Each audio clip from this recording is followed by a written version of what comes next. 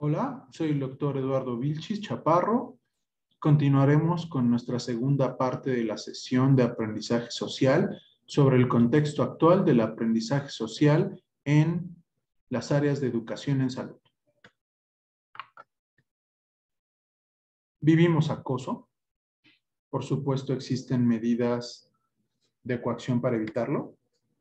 Tenemos amplia legislación desde el artículo 1 de la Constitución Política, la Ley General de Acceso a Mujeres a una Vida Libre de Violencia, el artículo 7 de la Convención Interamericana y obligación del Estado para prevenir, sancionar y erradicar formas de violencia. De igual manera, tenemos una ley que tiene una perspectiva de género y de manera diligente, pronta, exhaustiva e imparcial. Las víctimas tienen derecho a obtener asistencia, medios de protección y reparación integral. Y por supuesto, los autores deben ser enjuiciados y castigados como corresponda. Tenemos una norma oficial mexicana 046 que habla sobre la prevención, detección y atención de violencia familiar y sexual. Sin embargo, nos enfrentamos a lo siguiente. Existe la violencia contra las mujeres, que es cualquier acto u omisión basada en el género que les cause daño o sufrimiento psicológico, físico, patrimonial, económico y demás. Existe violencia laboral en diferentes estatus o diferentes momentos. Por supuesto, el acoso sexual, que es una forma de violencia con connotación lasciva, en si bien no existe la subordinación, hay ejercicio abusivo del poder. Y nos enfrentamos a nuestra realidad en el área de la salud. Suicidio, abuso físico, humillación y demás. Y no solo eso, tenemos violencia por parte de autoridades que están encargadas de resolver eso. Cuando le decimos a un miembro del equipo de salud que es médico interno de pregrado en una publicación pública llamándolo internícola, se ejerce violencia simbólica. Por lo tanto, empezaremos con nuestro tema, violencia en las áreas de la salud. Como sabremos, este es un problema sumamente complejo. De entrada, donde los residentes o los estudiantes juegan un rol dual, donde tienen tanto situaciones individuales como su estado civil, el género, pobres habilidades sociales, altos niveles de estrés, estrategias de afrontamiento de estrés ineficaces, como de igual manera son parte de una población como son los residentes, donde hay falta de cohesión grupal, faltas en el trabajo colaborativo, falta de solidaridad laboral, escasas actividades fuera del hospital y por supuesto un papel institucional donde sabemos que existen recursos insuficientes, sobrecarga de trabajo, autoritarismo, fallas en la tutoría y supervisión, y por supuesto la parte de sobreinvolucramiento o falta de involucramiento en los pacientes, sobreexigencia del paciente y la familia, escasa infraestructura, valores erróneos sobre la práctica médica en una dimensión de sacrificio y apostolado,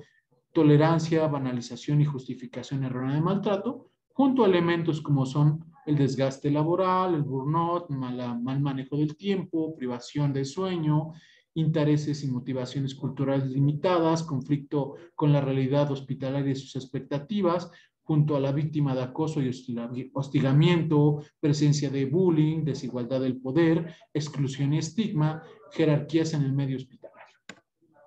Por lo tanto, no debemos olvidar también que existen factores socioculturales como es el género, una presencia de sexismo, clasismo, deterioro social, el estatus laboral de la mujer y la violencia a otros compañeros. Todo este caldo de cultivo para una tormenta perfecta va generando violencia en residencias y en espacios de la salud. Tenemos algunas cifras. El acoso sexual en los hospitales de México está arriba del 15%.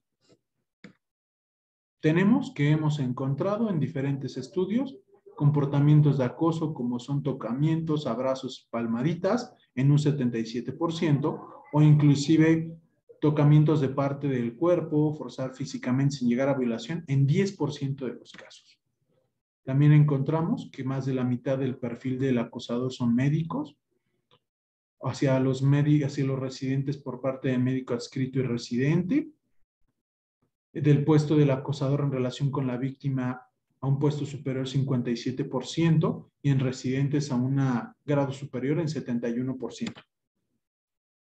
encontramos que existen cifras de maltrato a residentes e internos en más de un 80% de los casos y que el estrés académico al 70% se debe por falta de tiempo, sobrecarga académica y exámenes.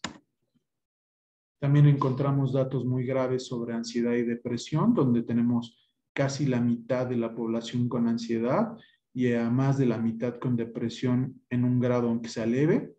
Y encontramos un aumento en la perspectiva de suicidio de 20 a 40 en comparación de la general de 14. De igual manera, en el área de enfermería encontramos que la violencia simbólica se da en autoritarismo en 44%, más de la mitad con falta de reconocimiento y por supuesto casi 40% en intimidación, casi 20% en humillación pública y casi 10% en acoso sexual. Tenemos diferentes publicaciones donde se ha visto esta situación y entonces debemos entender que la violencia tiene como génesis la sustentación en el poder. Y por supuesto, esta es una causa y consecuencia de la desigualdad de poder y de acuerdo a las manifestaciones se puede clasificar en tipos de violencia y modalidades de esta. ¿Qué tiene que ver la educación y la violencia simbólica en las áreas de la salud? Fácil. La educación tiene una situación jerarquizada, donde predomina la violencia simbólica a partir de un currículum oculto que, como mencionábamos en el aprendizaje social, hay ciertas conductas que se han ido tolerando. Por lo tanto, en la teoría de la reproducción, este tipo de conductas se han ido reproduciendo, en donde se ve que se mantenga la jerarquía y entre mayor grado de avance o de estudio, se tiene más poder sobre los más vulnerables. Por supuesto, se contribuye en el proceso y progreso de la educación pasiva, donde no se forman alumnos críticos y por supuesto en la disminución de la educación participativa que evita momentos de reflexión donde se considere que estas conductas y demás son adecuadas o por lo menos no son equivocadas. Por lo tanto, existe un proceso de vinculación y concienciación donde se da a partir de la cuestión cultural, moral y conductual, donde a partir de la generación transmitida, las nuevas generaciones asimilan y aprenden conocimientos, normas de conducta, modos de ser y formas de ver el mundo de generaciones anteriores, creando otras nuevas, y donde el proceso de socialización que ya explicamos se va perpetuando cierto tipo de conductas que dentro de esa sociedad se consideran como adecuadas, normales e inclusive reproducibles.